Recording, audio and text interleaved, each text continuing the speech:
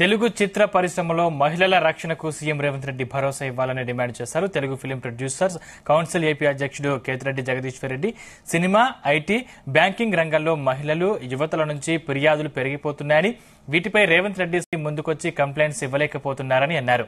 పూనం కౌర్ లాంటి సినీ హీరోయిన్లు ట్విట్టర్లో కాకుండా బయటికొచ్చి కంప్లైంట్ చేసేందుకు ఓ వేదికను ఏర్పాటు చేయాలన్నారు. కేరళ ప్రభుత్వం చేసినట్టుగా రిటైర్డ్ జడ్జి ఆధ్వర్యంలో ఓ కమిటీని నియమించి ఆ ఫిర్యాదులపై నిష్పక్షపాతంగా దర్యాప్తు చేయించాలని కేతిరెడ్డి ప్రభుత్వాన్ని కోరారు. కేరళలో చేసినట్టుగా షూటింగ్ లొకేషన్లలో సీసీ కెమెరాలు పెట్టాలని, క్యారవాన్లను రద్దు చేయాలని ఆయన డిమాండ్ చేశారు. కేసులు తేలే వరకు జానీ మాస్టర్ సహా నిందితులెవరికీ అవకాశాలు రాకుండా కండిషన్లు పెట్టాలని కేతిరెడ్డి కోరారు.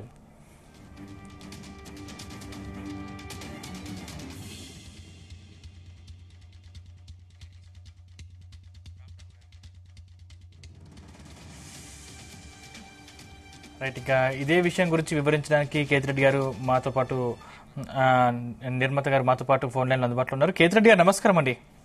నమస్తే బాబు. సార్, అంటే చిత్ర పరిశ్రమలో మహిళల రక్షణకు సీఎం రేవంత్ రెడ్డి భరోసా ఇవ్వాలని మీరు కోరుతున్నారు. అంటే అసలు తెలంగాణ ప్రభుత్వాన్ని మీరు ఏం డిమాండ్ చేస్తున్నారు? ఇప్పుడు తెలంగాణ ప్రభుత్వంకి ఇంతకు ముందు గతంలో 2022లో హైకోర్టు ఆదేశాల మేరకు ఒక కమిటీని ఫామ్ చేసి ఎక్కడైతే సినిమా ఫీల్డ్ లో ఈ రకంగా మహిళలపై లైంగిక వేధింపులు ఎక్కువైనాయో వాటిని నిరోధించేదానికి తీసుకోవాల్సిన చర్యల మీద ఒక రిపోర్ట్ ఒకటి సబ్మిట్ చేయడం జరిగింది రాష్ట్ర ప్రభుత్వానికి. రాష్ట్ర ప్రభుత్వం ఆ రిపోర్ట్ ని పెడచెవిని పెట్టింది. అప్పుడున్న రాష్ట్ర ప్రభుత్వం 2022లో వాళ్ళు సబ్మిట్ చేసిన రిపోర్ట్ ని పక్కన పెట్టడం జరిగింది. కాబట్టి మేమేం అడుగుతామంటే ఇప్పుడు రేవంత్ రెడ్డి గారిని, ఎందుకంటే ఈ రకమైన ఆరోపణలు వస్తున్నాయి కాబట్టి మీ మంత్రి ఏ ఆధారాలు లేకుండా అయితే మాట్లాడుండదు కాబట్టి ఏదో ఆధారాలు ఉంటాయి కాబట్టి ఎంతో మంది బాధితులు ముందుకొచ్చి చెప్పేదానికి రాష్ట్ర ప్రభుత్వం ముందుకు వచ్చి ఒక రిటైర్డ్ న్యాయమూర్తి, ఎట్లయితే హేమా కమిషన్ అనేసి ఒక ముగ్గురుని వేసి సినిమా ఫీల్డ్ కి సంబంధించిన ఒకరిని, ఇక సోషల్ వర్కర్ ఒకరిని, ఒక రిటైర్డ్ జడ్జి నేతృత్వంలో వేసిన కమిటీ క్షుణ్ణంగా అందరినీ పరిశీలించిన తర్వాత 4 గోడల మధ్య జరిగే వ్యవహారాలన్నింటినీ కూడా నిర్భయంగా తెలియజేశారు కాబట్టి ఆ రిపోర్ట్ కూడా సబ్మిట్ చేయడం జరిగింది. ఆ రిపోర్ట్ లో ప్రస్తుతం చలనచిత్ర పరిశ్రమలో పనిచేసే వాళ్ళందరికీ ప్రత్యక్ష సంబంధం ఉందని తెలిసిన తర్వాత అక్కడ ఉన్న artist association president Mohan Lal అయితే ఇతరత్ర అందరూ కూడా బాడీ మొత్తం కూడా వాళ్ళు రాజీనామా చేయడం జరిగింది. నేనేమడుతానంటే రేవంత్ రెడ్డి గారిని, ఇప్పుడు నేను మొదటి నుంచి చెప్తున్నాను, ఎప్పటి నుంచో చెప్తున్నాను, ఈ గొడవ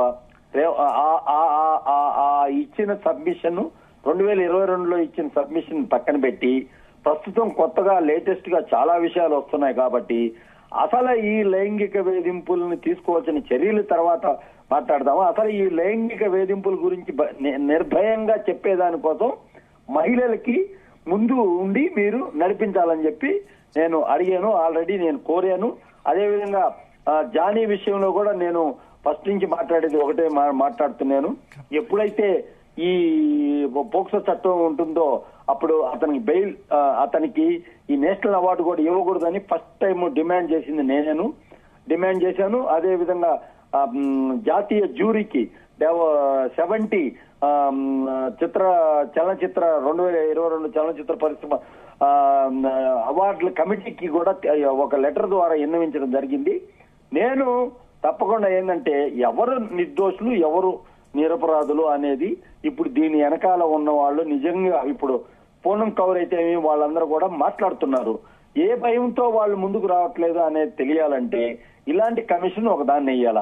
అదేవిధంగా కొండా సురేఖ గారు డైరెక్ట్ గా ఒక మంత్రిని ఇన్వాల్వ్ చేస్తూ మాట్లాడున్నారనమాట. ఈ మాట్లాడిని నిజమా కాదా అని తెలుసుకోవాలంటే వీటన్నిటి మీద ఒక కమిషన్ అనేది రేవంత్ రెడ్డి గారు వేయవలసిన ధర్మం అయితే ఉంది తప్పకుండా. ఇది మహిళా వేధింపులకు సంబంధించిన వ్యవహారం కాబట్టి వర్క్ ప్లేస్ లో ఆ తర్వాత ఈ కమిషన్ వేసిన తర్వాత కొంతమంది బడా బాబులు, బడా వ్యక్తులు కూడా దీంట్లో ఉండే వాళ్ళందరూ కూడా ముందుకు వాళ్ళందరూ కూడా దీంట్లో ఉంటే వాళ్ళ పాత్ర ఉంటే మాత్రం తప్పకుండా చట్టానికి దొరుకుతారని చెప్పవచ్చు. ఈ రోజు మనం మాట్లాడుతున్నాము ఏ ఆధారాలు లేకుండా మాట్లాడింది అని చెప్పి చలనచిత్ర పరిశ్రమ అంతా ఒకటి అని చెప్పి మాట్లాడుతున్నారు కాబట్టి ఒక అక్కినేని నాగార్జున విషయంలో మాట్లాడుతున్నారు కాబట్టి ఇతరత్ర పూనం కవర్ అయితేమి అదే విధంగా ఎవరైతే ఈ ఆరోపణలు ఎదుర్కొంటున్నారో వాళ్ళే ముందుకొచ్చి చెప్తున్నారు కాబట్టి వాళ్ళకి నిర్భయంగా ముందుకొచ్చి జరిగేటట్టు ఒక కమిషన్ వేసి రేవంత్ రెడ్డి గారు చర్యలు చేపట్టాలని కోరుతున్నాను.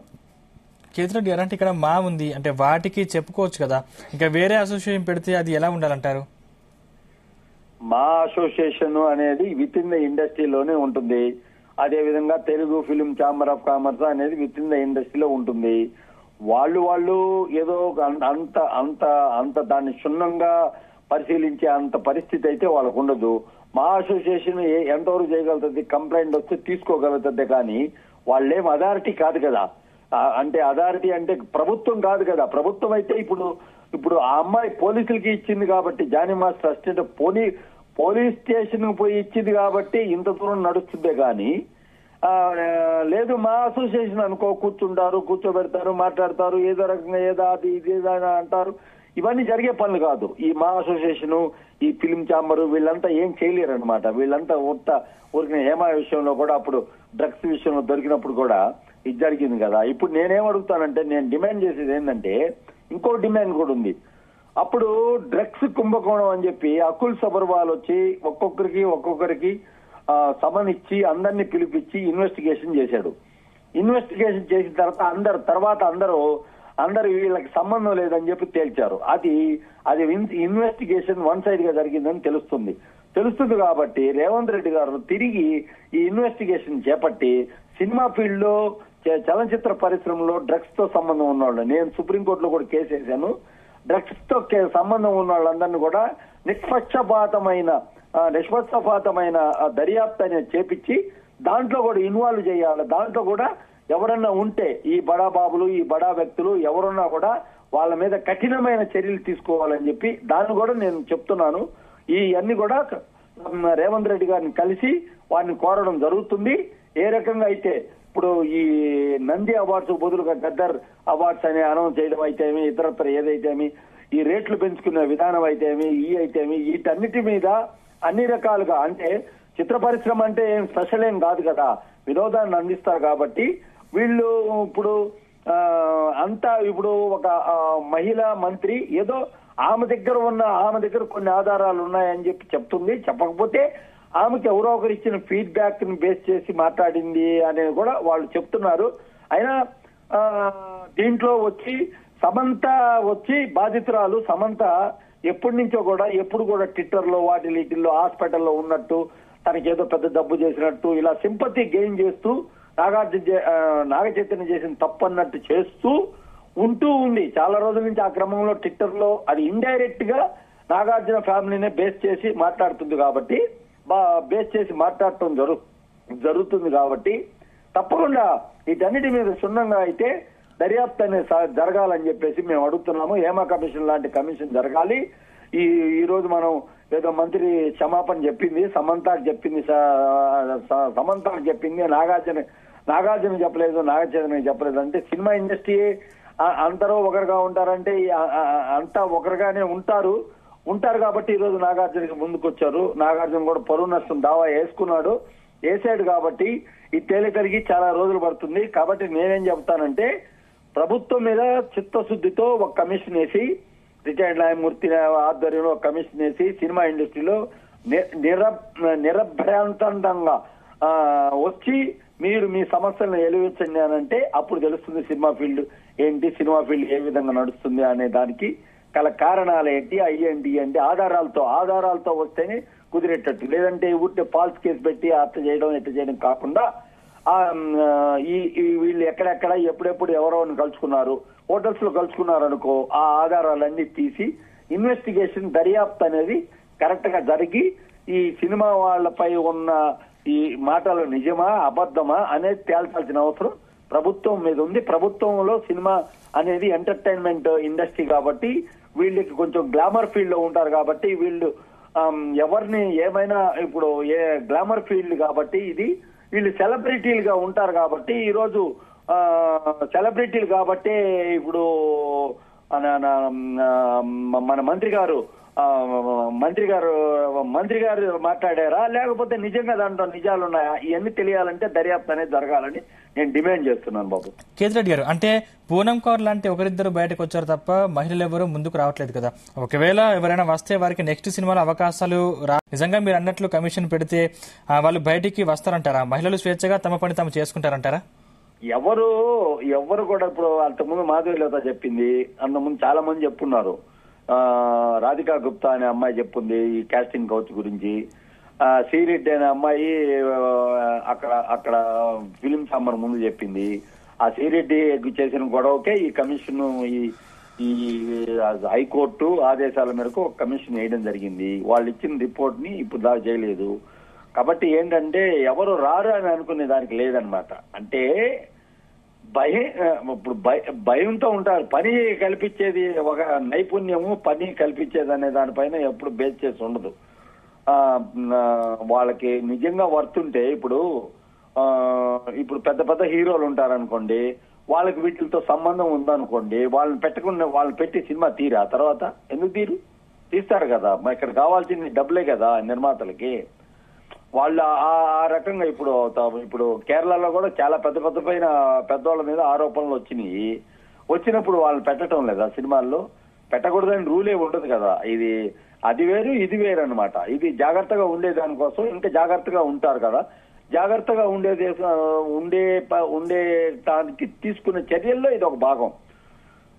ఇలాగా ఎట్లా అంటే అట్లా మహిళల పట్ల దురుసుగా ప్రవర్తించడం అయితే ఏమి, ఇదే విధంగా లైంగికంగా కోరడం అయితే ఏమి, ఇవన్నీ కూడా దాంట్లో భాగం. కాబట్టి తప్పకుండా ఈ కమిషన్ దానికి హెల్ప్ అవుతుందని చెప్పవచ్చు. పూనం కౌర్ చెప్తుందే గానీ ముందుకు రావట్లే. పూనం కౌర్ కేవలం ట్విట్టర్ వేదికగా ఏదో చెప్తుంది, వాళ్ళ గురించి వీళ్ళ గురించి పెద్ద వాళ్ళ గురించి చెప్తుందే గానీ ముందుకు రావట్లే. ముందుకు వచ్చే దానికోసం లేదు. సో దాన్ని గవర్నమెంట్ ప్రభుత్వం గానీ పోలీసులు గానీ సుమోటోగానే తీసుకోవాలి, లేకపోతే కమిషన్ అనేది వేసి కమిషన్ దగ్గరికి ఆ అమ్మాయి ఇచ్చిన స్టేట్మెంట్లు ఎక్స్ స్టేట్మెంట్ గా అమ్మాయి అకౌంట్ లో నుంచే ఇచ్చింది కాబట్టి తీసుకోవాలి. సుమోటోగా కూడా తీసుకోవచ్చు. మహిళా కమిషన్ కి హక్కు ఉంటుంది, సుమోటోగా తీసుకునే హక్కు. మహిళా కమిషన్ తీసుకోవచ్చు. అదే విధంగా లేకపోతే కమిషన్, ఇప్పుడు మనం జ్యుడిషియల్ కమిటీ అడుగుతున్నాం కదా, హేమా కమిషన్ లాగా ఉండే కమిషన్ అడుగుతున్నాం కదా, ఆ కమిషన్ ఆల్సో నోటీస్ ఇచ్చి పిలిపించవచ్చు. ఇలాంటి జరగాలంటే ఇంకా చలనచిత్ర పరిశ్రమలో ఇలాంటి వ్యవహారాలన్నిటికీ ఒక ఫుల్ స్టాప్ పెట్టాలంటే తప్పకుండా ఇలాంటి కమిషన్ ఒకటి కావాలి అని చెప్పి కోరుతున్నాం. కేరళ ప్రభుత్వం ఎలా నిర్ణయం తీసుకుందో, హైదరాబాద్ నగరానికి బ్యాండ్ ఇమేజ్ ఉంది. ఆ బ్యాండ్ ఇమేజ్ కి ఇట్లాంటి కొన్ని ఈ జానీ మాస్టర్ నేషనల్ ఇష్యూగా మాట్లాడారు. అదే విధంగా మాట్లాడారు కాబట్టి జానీ మాస్టర్ కి వచ్చింది కూడా అవార్డు కూడా తమిళనాడు ఇండస్ట్రీ నుంచి వచ్చింది కాబట్టి అతనికి కూడా. కాబట్టి ఏంటంటే ఎంత నేషనల్ ఈ రోజు ఇది కేంద్ర ప్రభుత్వం దృష్టిలో కూడా ఉంది కాబట్టి కేంద్ర ప్రభుత్వం కూడా NHRC national human rights commission అయితేమి, అదేవిధంగా నేషనల్ ఉమెన్ కమిషన్ అయితేమి, ఇక్కడ సినిమా ఫీల్డ్ లో ఇంత జరుగుతుంది అనే దానిపైన వాళ్ళకు కూడా కంప్లైంట్లు చేయడం జరిగింది కాబట్టి తప్పకుండా ఆ దిశగా ఈ రాష్ట్ర ప్రభుత్వం అడుగులేస్తుందని అనుకుంటున్నాను. కేతిరెడ్డి గారు, అంటే ఈ విషయంలో మీరు సీఎం రేవంత్ రెడ్డిని అసలు కలుస్తారా? అంటే మీరు మహిళల రక్షణ విషయంలో ప్రభుత్వానికి ఎలాంటి సలహాలు సూచనలు ఇస్తారు? నేను కమిషన్ ఏమని అడుగుతాను, మహిళల రక్షణ విషయంలో ఆల్రెడీ ఒక మహిళలకి ఏ విధంగా రక్షించాలి అనే దాని మీద ఒక రిపోర్ట్ సబ్మిట్ చేయడం జరిగింది. ఆ రిపోర్టు బయటికి ఇప్పుడు 2022లో అప్పుడున్న ప్రభుత్వానికి సబ్మిట్ చేయడం జరిగింది. ఆ రిపోర్ట్ ఎందుకు తీయలేదు అని మనం అడుగుతాం. ఆ రిపోర్ట్ ఎందుకు బయట తీయలేదు? తీసుకోవాల్సిన జాగ్రత్తల మీద ఒక రిపోర్ట్ ఇచ్చారు. ఆ రిపోర్ట్ లేని కారణంగానే కదా ఈ రోజు ఇంకా కొత్త వ్యక్తులందరూ కూడా పుట్టుకొని వస్తున్నారు. కొత్త లైంగికమైన దాడులు జరుగుతున్నాయని పుట్టుకొని వస్తున్నారు కదా. ఎవరైనా పూనం కౌర్ గాని ఎవరైనా కూడా ఇప్పుడు ఇప్పుడు అమ్మాయి డాన్స్ అసిస్టెంట్ అయితే ఎవరైతే ఇంకా చాలా మంది ఉంటారు. అందరు కూడా ఆ రిపోర్ట్ ఇచ్చుంటే ఆ రోజు వీళ్ళు చర్యలు చేపట్టుంటే వర్క్ ప్లేస్ లో వచ్చి షూటింగ్ జరిగే ప్లేస్ లో గానీ, ఈ వ్యానిటీ వ్యాన్లలో గానీ, సీసీ కెమెరాలు గానీ, ఇతరత్ర బాత్రూమ్ లెట్రిన్లు లేడీస్ కి ఏర్పాటు చేయడం గానీ, ఇతరత్ర అంతా కూడా దాంట్లో వాళ్ళు మహిళా సంఘాలకు చెందిన వాళ్ళు, లాయర్లు వాళ్ళందరూ కలిసి ఒక రిపోర్ట్ సబ్మిట్ చేశారు. ఆ సబ్మిషన్ చేసితే కూడా అప్పుడున్న ప్రభుత్వం దాన్ని పక్కన పడేశారు. కాబట్టి ఫ్రెష్ గా చేయాలి. ఇప్పుడు అంటే మారిపోయింది కదా. అప్పుడు ఎందుకు పక్కన పెట్టారనే దానికి కూడా అప్పుడున్న రాష్ట్ర ప్రభుత్వం సమాధానం చెప్పాలి. దాంట్లో సమాధానం చెప్పాల్సినంత అవసరం అయితే ఈ రోజు తప్పకుండా ఉంటుంది. అప్పుడు ఎందుకు మీరు పక్కన పెట్టారు? 2022లో సబ్మిట్ చేస్తే అప్పుడున్న సోమేష్ కుమార్ చీఫ్ సెక్రటరీకి సబ్మిట్ చేస్తే దానిపైన మీరు ఏ విధంగా కూడా 2024 అంటే మొన్న ఎలక్షన్ జరిగింది 2023లో, కాబట్టి 2023కు ముందు మీరు తీసుకొని ఉంటే బాగుండేది కదా చర్యలు అనే దానికి 2022లో సబ్మిట్ చేసిన దానికి ఎందుకు కార్యరూపం ఎందుకు దాల్చలేదు అని కూడా అప్పుడున్న ప్రభుత్వం మీద ఒక రకమైన, ఎందుకంటే వాళ్ళకి సినిమా ఇండస్ట్రీలో ఉన్న వాళ్ళకి అందరు కూడా వ్యక్తులు చాలా క్లోజ్ గా ఉంటారు కాబట్టి వాళ్ళు ఎవరైతే ఉంటారో వాళ్ళందరూ రామ్ అని వాళ్ళందరూ సంబోధించేది ఇప్పుడు ఆ మంత్రి గారికి అందరితో సంబంధాలు ఉంటాయి, ఫ్రెండ్షిప్ ఉంటాయి, ఎవరు పెద్ద పెద్ద హీరోలతో సంబంధాలు ఉంటాయి, అదే విధంగా అందరితో సంబంధాలు ఉన్నాయంటే రిపోర్ట్ సబ్మిట్ చేసినప్పటికీ కూడా ఆ రిపోర్ట్ ను ఆచరణలో పెట్టకుండా ఉండే దానికోసం సినిమా ఇండస్ట్రీకి చెందిన పెద్దల యొక్క పాత్ర కూడా ఉండొచ్చు, తప్పకుండా ఉండొచ్చు అని చెప్పవచ్చు. ఎందుకు ఉండొచ్చు అంటే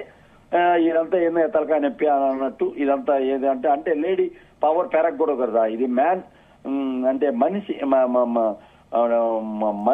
లేడీ పవర్ పెరగకూడదు కాబట్టి ఇలాంటి వ్యవహారం అనేది జరిగి ఉండొచ్చు అని చెప్పవచ్చు. Right, thank you sir, thank you Kethireddy.